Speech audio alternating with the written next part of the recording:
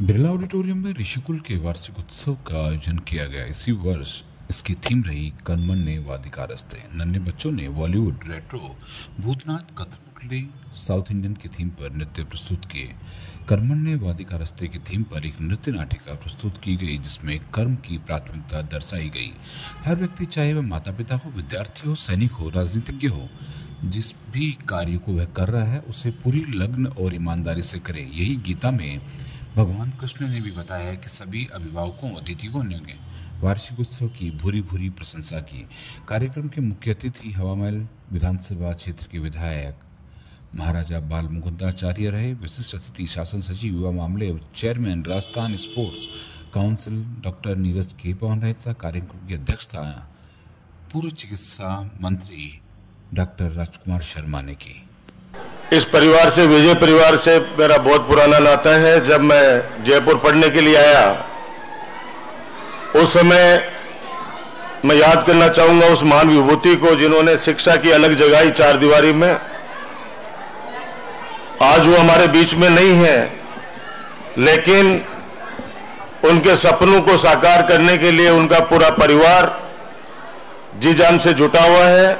मैं मेरी ओर से स्वर्गीय विजय रतन जी भार्गव को श्रद्धासुमन अर्पित करता हूं। बहुत सी यादें जुड़ी हुई हैं उनके साथ में मेरी।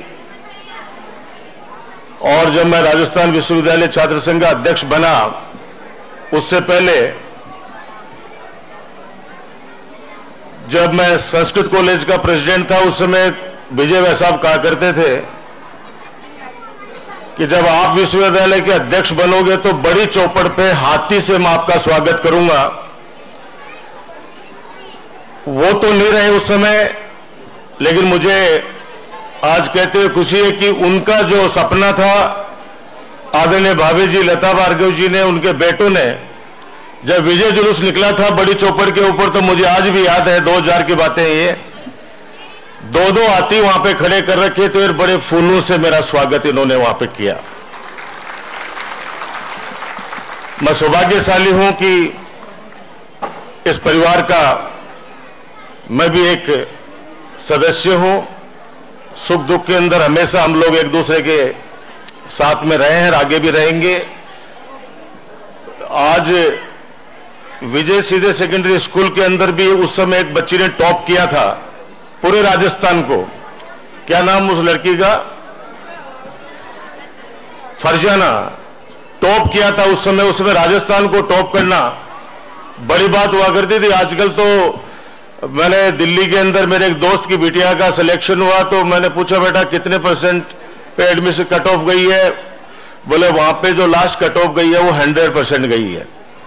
अब आप सोचिए, जब हम लोग गांव में 60% लेके आते थे तो आसपास के गांव 15 अगस्त के ऊपर हमारा सबका स्वागत होता था उस समय, और कहते थे कि उसका बेटा फर्स्ट डिवीजन आया है। और अब तो टॉप में से टॉप करना पड़ेगा। ये नहीं कि 60 आ गया, 70, 80, 90, अब तो परसेंटेज की तो शायद मुझे लगता नहीं है कोई वैल्यू रही है। अब तो जो बच्चा सबसे आगे जाएगा वो ही आगे बढ़ पाएगा। मैं मेरी ओर से बहुत बहुत आशीर्वाद देता हूं उन बच्चों को जिन्होंने बड़े बड़े संस्थाओं के अंदर हमारी संस्था से निकलकर एडमिशन लिया है, सिलेक्शन जिनका हुआ है। और ये हमारा विजय गुरुकुल परिवार बच्चों का सर्वांगीण विकास करेगा। ऋषिकुल विजय सीनियर सेकेंडरी स्कूल के संस्थापक विजय सर को प्रणाम करता हूं। जैसा अभी पूर्व कैबिनेट मंत्री डॉक्टर राजकुमार शर्मा जी ने आप हम सबके बीच बताया कि हम इस परिवार के सदस्य हैं, और इस परिवार ने मां सरस्वती की सेवा करते हुए, उस जमाने में परकोटे में प्राइवेट इंग्लिश मीडियम विद्यालय होना ये बड़ी बात होती थी, आपके द्वारा वह स्थापित किया गया। और उस समय भी मुझे ध्यान है कि जब विद्यालय इतने नहीं हुआ करते थे, लेकिन आपके विद्यालय में एडमिशन के लिए लोग अपने बच्चों को करवाने के लिए लगातार अप्रोच किया करते थे। मैं चाहूंगा विद्यालय परिवार के लिए आप लोग जोरदार ताली बजाकर इन्हें आशीर्वाद प्रदान करें। मैं अमित भार्गव जी को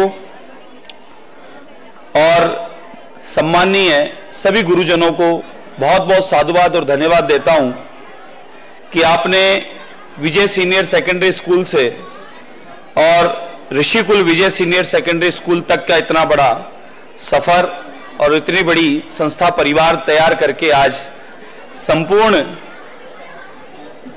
जयपुर नगर में बालक बालिकाओं में